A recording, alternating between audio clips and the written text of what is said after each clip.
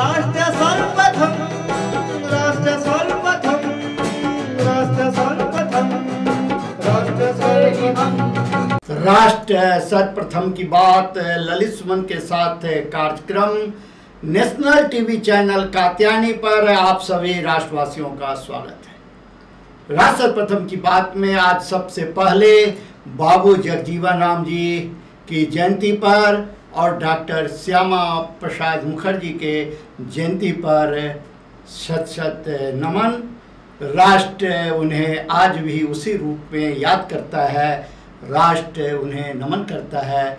उनकी कुर्बानी को याद कर राष्ट्रवासी प्रेरणा लेते हैं और आने वाले समय में राष्ट्र सर्वप्रथम बने, इसके लिए सभी राष्ट्रवासी उनके बताए हुए मार्गों पर चलने का प्रयास करते हैं।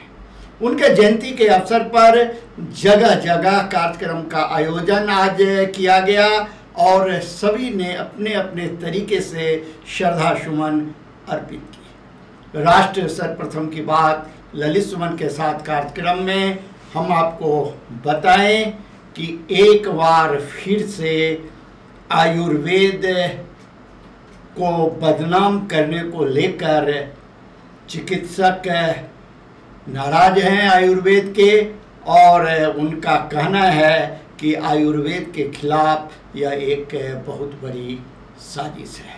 आपको अभी पता ही है कि अभी हाल में ही बाबा रामदेव और अन्य चिकित्सकों के बीच मेडिकल के चिकित्सकों के बीच काफ़ी विवाद हुआ था इन्हीं सब मुद्दे को लेकर, कोरोना के मेडिसिन को लेकर। और अभी यह मामला शांत भी नहीं हुआ है कि फिर से एक बार गिलोय के इस्तेमाल से लीवर खराब होने की बात कहकर फिर से एक नया विवाद को जन्म दे दिया गया है।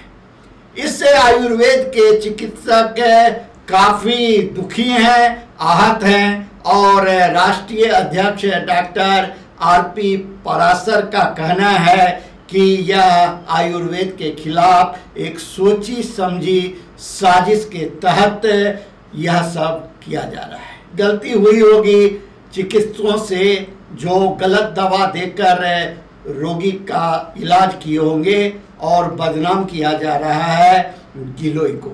यह आयुर्वेद के खिलाफ एक बहुत बड़ी साजिश है।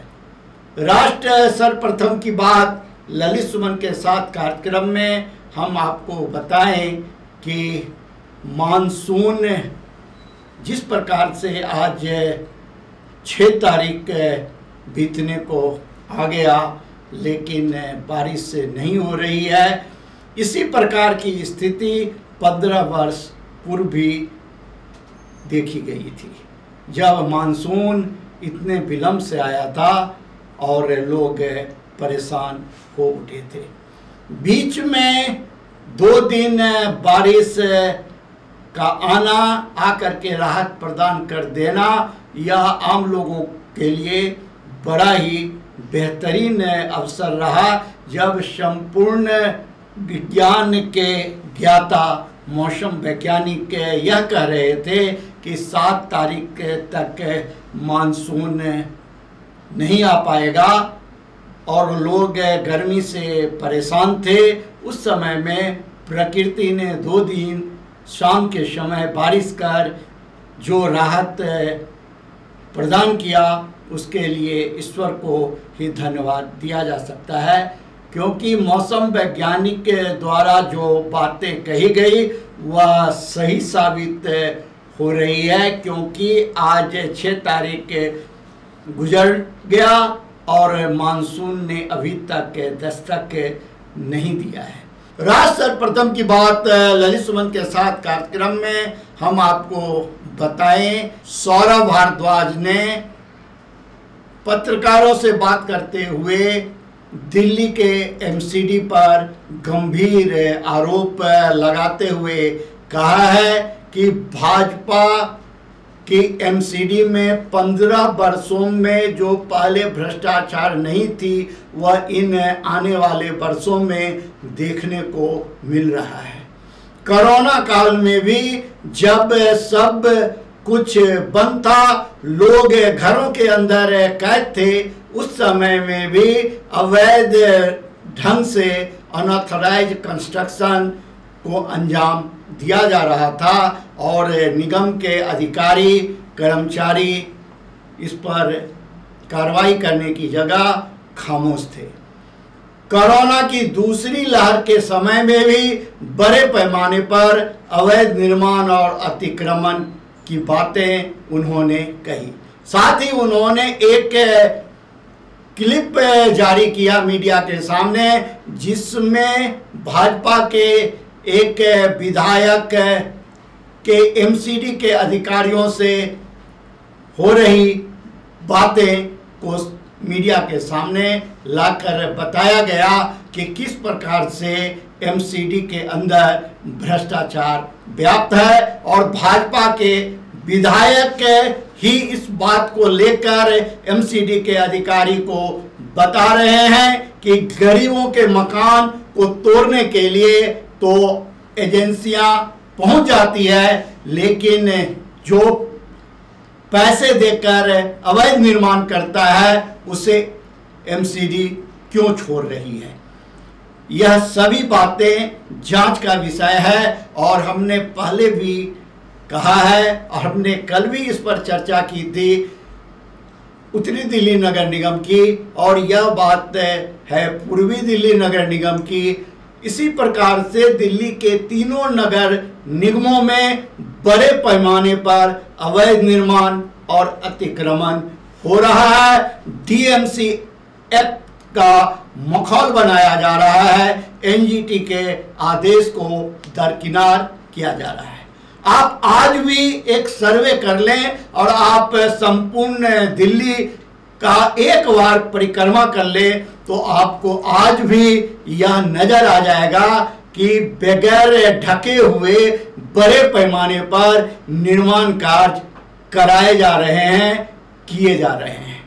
जबकि एनजीटी का सख्त निर्देश है वायु प्रदूषण पर नियंत्रण के उद्देश्य से कि कोई भी निर्माणकर्ता निर्माण करते समय उस निर्माण स्थल को ढक कर करके रखेगा, ताकि अगल बगल के लोगों को परेशानी का सामना न करना पड़े, वायु प्रदूषण का स्तर ऊंचा न हो।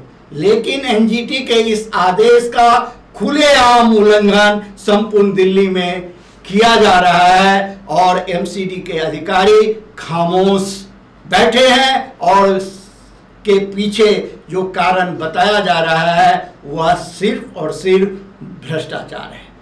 राज सर्वप्रथम की बात ललित सुमन के साथ कार्यक्रम में हम आपको यह बताएं कि सीबीआई ने लखनऊ के गोमती नदी के किनारे जो रिवर फ्रंट का काम हो रहा है उसमें 407 करोड़ के भ्रष्टाचार की शिकायत मिलने के बाद लखनऊ सहित 3 राज्यों के 42 स्थलों पर छापामारी की कार्रवाई की है। एक तरफ सीबीआई और अन्य एजेंसियां ईडी लगातार भ्रष्टाचार पर अंकुश लगाने की दिशा में सख्त कार्रवाई कर रही है, वहीं भ्रष्टाचारियों का मनोबल इतना बढ़ा हुआ है कि उन्हें किसी भी एजेंसी की कार्रवाई का कोई डर ही नहीं है। दिल्ली के तीनों नगर निगमों के भवन निर्माण विभाग में जो भ्रष्टाचार है वह किसी से छुपी नहीं है और यह बात नीचे से ऊपर तक सभी जान रहे हैं कि भ्रष्टाचार किस स्तर पर तीनों नगर निगमों के भवन निर्माण विभाग में व्याप्त है। सीबीआई द्वारा कई बार इन भ्रष्ट अधिकारियों को पकड़ा भी गया। पिछले दिनों उत्तरी दिल्ली नगर निगम के कमिश्नर के द्वारा भ्रष्टाचार के आरोप में घिरे 38 इंजीनियरों को समय से पहले पद से हटा दिया गया था। दक्षिणी दिल्ली के नगर निगमों में भी इसी आधार पर कई अधिकारियों को समय से पहले रिटायरमेंट दे दिया गया था और एक एई द्वारा इस मामले को लेकर कैट में जाने के बावजूद भी उन्हें यह कहा गया कि आप भले आरोप मुक्त हो गए हों साक्ष्य के अभाव में, लेकिन आपके ऊपर जो गंभीर आरोप है और आपके ऊपर जो कार्रवाई की गई है वह सही है, आपको दोबारा से काम में नहीं लाया जाएगा। आप खुद अंदाजा लगा सकते हैं, जो एक बगल जब कोई ईमानदार कमिश्नर एमसीडी में तैनात होता है तो इन भ्रष्टाचारियों के खिलाफ सख्त से सख्त कार्रवाई कर कानून और व्यवस्था को सुदृढ़ करने की दिशा में कदम बढ़ाता है, लेकिन उनके जाते ही फिर से एक बार भ्रष्टाचार बढ़ने लगता और बढ़ते बढ़ते स्थिति ये हो जाती है कि सड़कों पर गलियों पर भी अतिक्रमण हो जाता है और निगम खामोश रहता है। कई ऐसे मामले भी राष्ट्र सर्वप्रथम की टीम के सामने आई है जो नगर निगम के ही अधिकारी भूमाफियाओं और बिल्डर से मिल करके अपने ही विभाग के वरिष्ठ अधिकारियों पर, निगम के नेताओं पर दबाव बनाने के लिए हाई कोर्ट में रिट डलवाने का काम करते हैं और वहां से आदेश लेकर उन लोगों की बिल्डिंगें तोड़वा दी जाती है, तोड़ दी जाती है जिनसे उन्हें मोटी रकम नहीं मिलती। कई प्रकार के मामले राष्ट्र सर्वप्रथम की टीम के सामने पहुंची है और उन सभी मामलों की जांच सीबीआई से कराने पर स्थिति स्वतः स्पष्ट हो जाएगा कि भ्रष्टाचार की सीमा कितनी बढ़ चुकी है और समय रहते अगर उस पर अंकुश नहीं लगाया गया तो दिल्ली को सलम बनने से कोई नहीं रोक सकता। ऐसे भी आज महानगर दिल्ली की स्थिति यह है कि सड़कों पर बढ़ती भीड़ और फुटपाथों और सर्विस लेनों पर जबरन कब्जा के कारण लोगों का जीना मुश्किल हो गया है। सड़क पर चलने वाले आम राहगीरों को दुर्घटना का शिकार होना पड़ता है। इतना ही नहीं, जब इसके खिलाफ कोई आवाज उठाता तो उसे तरह तरह से प्रताड़ित करने का भी काम किया जाता है, चाहे वह कोई सामाजिक संगठन का व्यक्ति हो, चाहे कोई ईमानदार कर्मचारी या अधिकारी। संगठित माफियाओं का गिरोह इस प्रकार से सभी नगर निगमों में कायम है कि वे अपने हिसाब से डीएमसी एक्ट का इस्तेमाल करते हैं, जबकि डीएमसी एक्ट में साफ साफ दर्शाया गया है जो किस भूमि पर कितने नक्शे पास होंगे और उन्हें कितनी भूमि पर निर्माण का कार्य करना है। निर्माण कार्य के दरमियान उन्हें किन किन नियमों का पालन करना है उन्हें, और संबंधित अधिकारी की यह जिम्मेवारी है कि वह उसका समय समय पर निरीक्षण कर रिपोर्ट करने का काम करे। लेकिन रिश्वत के बल पर न तो कोई नियम लागू होता न कोई कानून होता है। यही कहा जाता है कि अंधेर नगरी चौपट राजा, टके शेर भाजी टके शेर खाजा। राष्ट्र सर्वप्रथम की बात ललित सुमन के साथ कार्यक्रम में हम आपसे आज यही विदा लेंगे। आप ब्रेक के बाद अन्य खबरों के लिए बने रहें नेशनल टीवी चैनल कात्यायनी पर। राष्ट्र सर्वप्रथम, वंदे मातरम, जाग उठा है भारत। दिन देखिए 8 बजे रात्रि 9 बजे सुबह राष्ट्र सर्वप्रथम की बात ललित सुमन के साथ कात्यायनी टीवी पर। 22 वर्षों से प्रकाशित मदर इंडिया पत्रिका, पढ़ते रहे देश दुनिया की खबरों के लिए।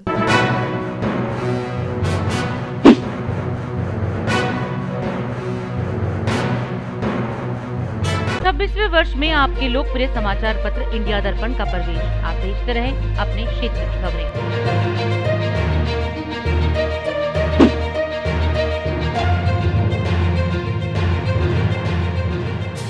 और अधिक खबरों के लिए आप हमारे YouTube चैनल दैनिक इंडिया दर्पण को अभी सब्सक्राइब करें और नोटिफिकेशन के लिए बेल आइकन को प्रेस करना ना भूलें।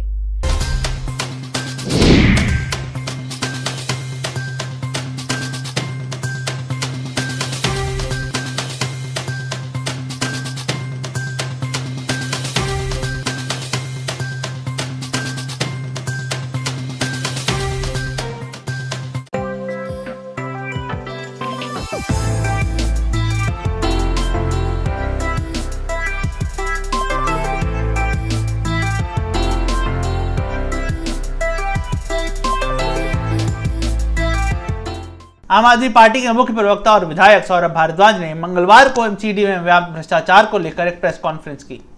कॉन्फ्रेंस में बोलते हुए भारद्वाज ने एमसीडी पर गंभीर आरोप लगाए और कहा कि उनकी विधानसभा क्षेत्र में एक बिल्डिंग बनाने के लिए एमसीडी 10 से 15 लाख रुपए ले रही है। कॉन्फ्रेंस के मध्य में भारद्वाज ने भाजपा विधायक अनिल वाजपेयी और एक निगम अधिकारी की रिकॉर्डिंग भी साझा की, जिसमें वाजपेयी भाजपा के वरिष्ठ नेताओं और मेयर के ऊपर अवैध निर्माण को संरक्षण देने का आरोप लगा रहे थे। बिल्डिंग विभाग और भाजपा शासित एमसीडी ने अपने संरक्षण में खुलकर पूरी दिल्ली के अंदर पैसे खाकर अवैध निर्माण करवाना शुरू कर दिया है, ऐसा भारद्वाज ने कहा। उन्होंने आगे बोलते हुए कहा कि जिसका पैसा नहीं मिलता है उसकी बिल्डिंग को निशाना बनाकर तोड़ दिया जाता है और यही एमसीडी की असलियत है। जिस तरीके की लूटमार इस समय एमसीडी के अंदर चल रही है, उतनी लूटमार भाजपा के शासन में ही पिछले 15 सालों में कभी नहीं चली। एक बिल्डिंग बनाने के लिए मेरे एरिया में मैं आपको बता सकता हूं 10 से 15 लाख रुपए एमसीडी ले रही है। पूरी दिल्ली में लॉकडाउन में जब सब जगह सारी एक्टिविटी बंद थी, उस वक्त भी इलीगल बिल्डिंग्स के अंदर दबा के काम चल रहा है और कभी एमसीडी ने और पुलिस ने उसको नहीं रोका। गांधीनगर से भाजपा के विधायक अनिल वाजपेयी हैं और वो एमसीडी के एक अफसर से, बिल्डिंग डिपार्टमेंट के अफसर से बात कर रहे हैं। बातचीत किसी बिल्डिंग को तोड़ने और किसी बिल्डिंग को बचाने के संदर्भ में हो रही। आप बातचीत में ध्यान दीजिएगा कि उसके अंदर बिल्डिंग ऑथराइज्ड है या अनऑथराइज्ड है, उससे कोई लेना देना नहीं। उनकी और भाजपा के मेयर के बीच में जो मैंने शब्द इस्तेमाल किया प्रतिस्पर्धा, वो चल रही है और उसके बारे में एक छोटा सा डिस्कशन है, आप उसको सुनिएगा कि एमसीडी में किस तरीके से भ्रष्टाचार जो है वो व्याप्त है। हेलो, राजेश शर्मा जी बात कर रहे हैं क्या? जी कर रहा हूं। अनिल वाजपेयी बोल रहा हूँ, विधायक गांधीनगर से। नमस्कार। अच्छा, ये एक बात बताइए, ये दुनिया भर के मकान बन रहे हैं गांधीनगर में, उन सबका तो कोई मकान आपका यही तोड़ने आता है। एक गरीब आदमी का मकान बन रहा है, उसका मकान तोड़ने के लिए पहुंच गया वो अजय महावर्ष। मैं एक मकान की आज्ञाई लगाकर आपको कोर्ट ले जाऊंगा, ध्यान रखिएगा। अगर आज उसका मकान टूट गया ना, मेरे का पाप कहे सारा कोई भी कहे, तो आप देख लीजिएगा। मेरी बात मैं सुनिए, आज्ञाई लगा दूंगा आपकी, या आपसे जान देने में पड़ गए। अगर सुनिए, आप पैसे दे रहे हैं, उनका मकान पे आपका कोई नहीं गया तोड़ने। सर मेरी बात तो सुनिए, आप बताइए। सर इसमें ना मेयर साहब जो है उन्होंने एसडीएफ में कंप्लेंट लगाई। अरे मेयर वाला मेयर, अगर गवर्नर मेयर कहने पूरा इलाका तोड़ दो, मेयर का बोर्ड जिस मकान पे लगा है मैं उसकी फोटोकॉपी करके भेज रहा हूँ, सर उसका मकान टूटना चाहिए भाई साहब। नहीं ये समझ लीजिएगा, मैं आपके यहाँ आके बैठ जाऊंगा, मैं तेरी बिछा कर रख दीजिए, या तो नहीं चलेगा कि मेयर साला कहते पूरा इलाका तोड़ दिया। आप बुलाइए उनको अभी जाके। प्रॉपर्टी मेंशन कर रखी है उन्होंने। अरे बच्चा वो छोड़िए उसको, मेरे का जिस पे बोर्ड लगा है मैं लिख के दे रहा हूँ, वो प्रॉपर्टी आप तोड़ेंगे नहीं तोड़ेंगे, ये बताइए पहले। आप तोड़ रहे हैं? कहाँ तोड़ रहे हैं आप? आपको लिख के दिया हुआ है, आपने आपने तोड़ने नहीं किया, जिसने मेरे का बोर्ड लगा हुआ है। इसको वापिस बुलाइए नहीं भाई साहब, बहुत महंगा हो जाएगा शर्मा जी, आपने बता रहा हूँ आपको मैं, हल्के में मत लीजिए कुछ। दोस्तों, इसके अंदर 2-3 खास बातें हैं कि विधायक अनिल वाजपेयी एमसीडी के बिल्डिंग डिपार्टमेंट के इंजीनियर से बात कर रहे हैं और बता रहे हैं कि आपका जेई जो है एक बिल्डिंग को तोड़ने के लिए, उसको डिमोलिशन करने के लिए आया है, उसको रोकना है। बिल्डिंग का डिपार्टमेंट का जो इंजीनियर है वो बता रहे हैं कि मेयर साहब की कंप्लेंट पे हम इन्हें तोड़ रहे हैं।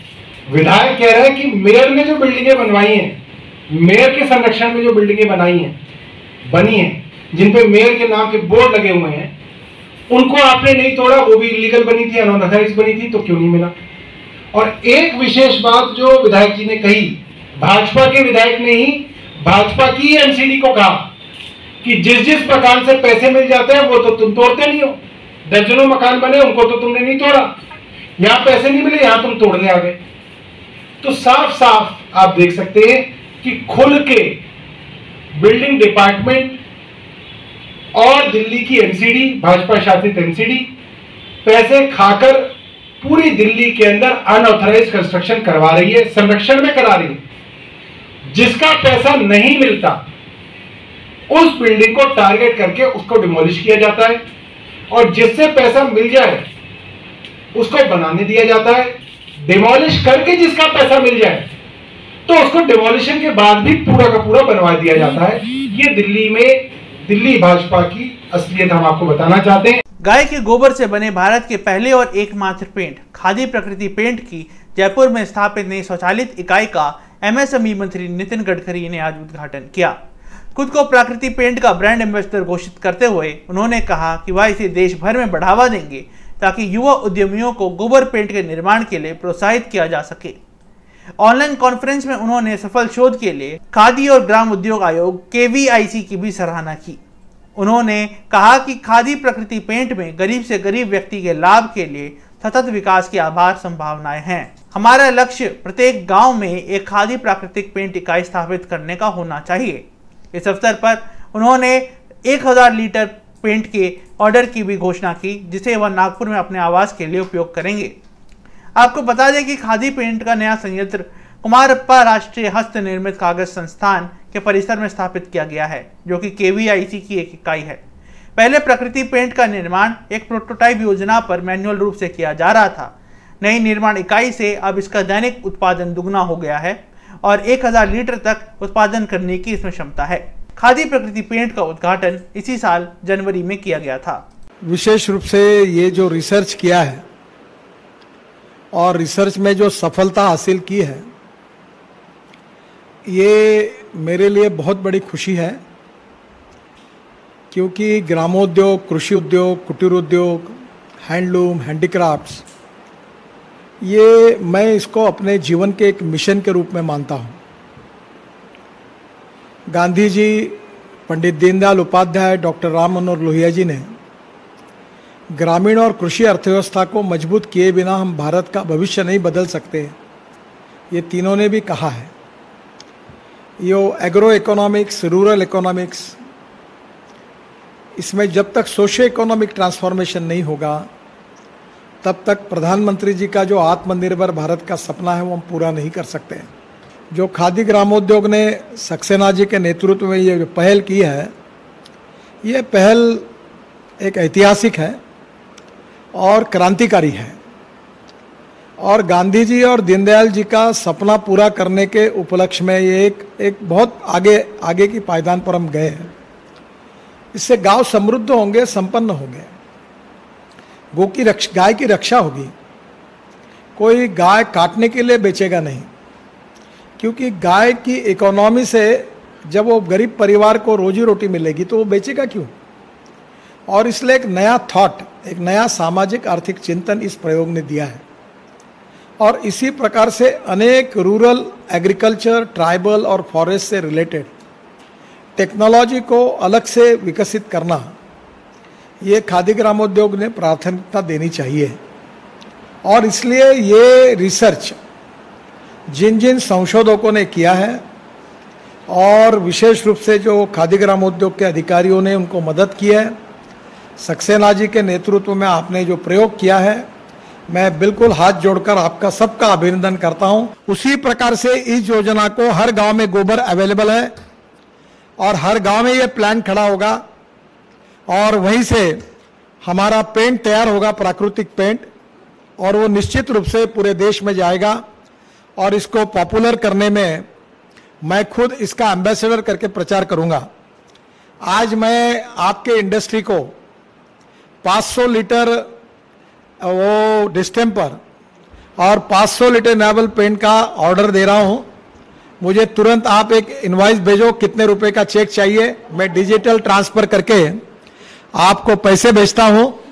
और मैं अपने घर के बिल्डिंग जो है जहां मैं रहता हूं, 11 मंजिली बिल्डिंग है, उसको बाहर से लगाऊंगा और मैं ट्वीट करके पूरे देश और दुनिया को बताऊंगा कि ये पेंट मैंने यूज किया है।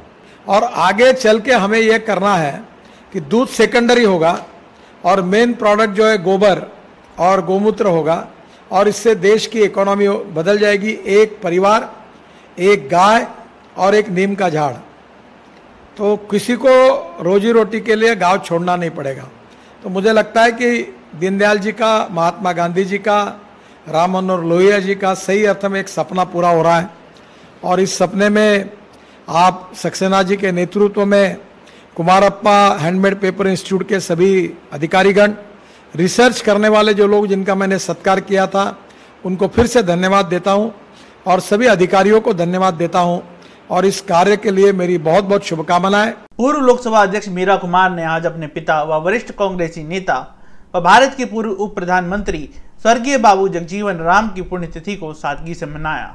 इस अवसर पर उनके साथ वरिष्ठ नेता, ऑल इंडिया मानव समाज ट्रस्ट के सदस्य और जनता भी मौजूद रही। पूर्व लोकसभा अध्यक्ष ने इस अवसर पर सामाजिक कार्यों में बढ़ चढ़कर भाग लेने का आह्वान भी किया। समारोह के पश्चात संस्था ने लेडी हार्डिंग मेडिकल कॉलेज और राम मनोहर लोहिया अस्पताल में फल, बिस्किट, मास्क और सैनिटाइजर का गरीब रोगियों में वितरण किया। साथ ही साथ कोविड-19, टीबी व एचआईवी जैसे संक्रामक रोगों से बचाव की भी जानकारी दी। संस्था के प्रधान हीरा लाल के अनुसार मरीजों को इलाज से संबंधित कोई भी समस्या होने पर पदाधिकारियों से संपर्क करने को कहा गया है। इस अवसर पर संस्था के अन्य पदाधिकारियों दिनेश कुमार, मुकेश झा, प्रोफेसर अमरेंद्र झा इत्यादि ने भी भाग लिया। पश्चिमी जिले के नारकोटिक्स निरोधी दस्ते ने एक बड़ी सफलता हासिल करते हुए 10 लाख रुपए की कीमत का गांजा बरामद करने के साथ साथ 2 पैडलर्स को गिरफ्तार किया है। सूत्रों के अनुसार एसआई राजेंद्र ढाका को यह सूचना मिली थी कि 2 ड्रग पैडलर जिन्होंने आंध्र प्रदेश से दिल्ली में भारी मात्रा में गांजे की तस्करी की है, वह खेप देने के लिए रघुबीर नगर इलाके में आएंगे। नतीजतन इंस्पेक्टर प्रमोद तोमर नारकोटिक्स विभाग की देखरेख में और एसआई के नेतृत्व में एक टीम का गठन किया गया, जिसमें ASI Rajendra Singh, head constable Vijay, constable Lekhraj, Suresh और मनोज शामिल थे। टीम ने सर्वोदय कन्या विद्यालय नंबर 2 टैगोर गार्डन के पास जाल बिछाया, जहां 2 व्यक्ति एक ट्रॉली बैग के साथ आते दिखे। गुप्त सूचना के आधार पर दोनों व्यक्तियों की धरपकड़ की गई और ट्रॉली बैगों की जांच के साथ कुल 37.720 किलोग्राम का उच्च गुणवत्ता वाला गांजा बरामद किया गया। पुलिस उपायुक्त उर्विजा गोयल के अनुसार दोनों आरोपी गुनुगा बादशाह और करूरू हसन आंध्र प्रदेश के निवासी हैं और इस संबंध में पुलिस स्टेशन राजौरी गार्डन में एक मामला दर्ज किया गया है। दिल्ली स्थित रिसीवर और आरोपी व्यक्तियों को गांजा सप्लाई करने वाले स्रोत को पकड़ने के लिए पुलिस अभी भी छापेमारी कर रही है। मामले की जांच जारी है। बौद्ध धर्मगुरु दलाई लामा का 86वां जन्मदिन, देश ने की लंबी आयु की कामना। जनसंघ के संस्थापक श्यामा प्रसाद मुखर्जी की जयंती आज, देश की एकता के लिए दिया था बलिदान। सुप्रीम कोर्ट ने जताई सांसदों एमएलए के व्यवहार पर चिंता। भारतीय सेना प्रमुख जनरल नरवणे ने की ब्रिटिश सेना प्रमुख से मुलाकात, संयुक्त सैन्य सहयोग पर हुई बात। मनी लॉन्ड्रिंग मामले में इंदौर नगर पालिका के कर्मचारी की 1.39 करोड़ की संपत्ति हुई जब्त, ईडी ने की कार्रवाई। तमिलनाडु के मुख्यमंत्री स्टालिन ने लिखा आईटी मंत्री रविशंकर प्रसाद को पत्र, सिनेमैटोग्राफ एक्ट के संशोधन को वापस लेने की मांग की। हरियाणा के झज्जर में आया देर रात 3.7 तीव्रता का भूकंप, दिल्ली तक महसूस किए गए झटके। दिल्ली पुलिस ने किया एसएचओ नेब सराय सहित 5 पुलिसकर्मियों को लाइन हाजिर। साउथ दिल्ली में पंजाब पुलिस ने पकड़ी थी हेरोइन की फैक्ट्री। तमिलनाडु में वन विभाग और कोस्ट गार्ड ने 1200 किलो दुर्लभ समुद्री घोंघे को किया तस्करों के चंगुल से आजाद, करोड़ों में बताई जाती है इसकी कीमत। सेंसेक्स ने किया 53,000 का आंकड़ा पार, निफ्टी 16,000 के करीब। राष्ट्र सर्वप्रथम, राष्ट्र सर्वप्रथम, राष्ट्र सर्वप्रथम, राष्ट्र सर्वप्रथम।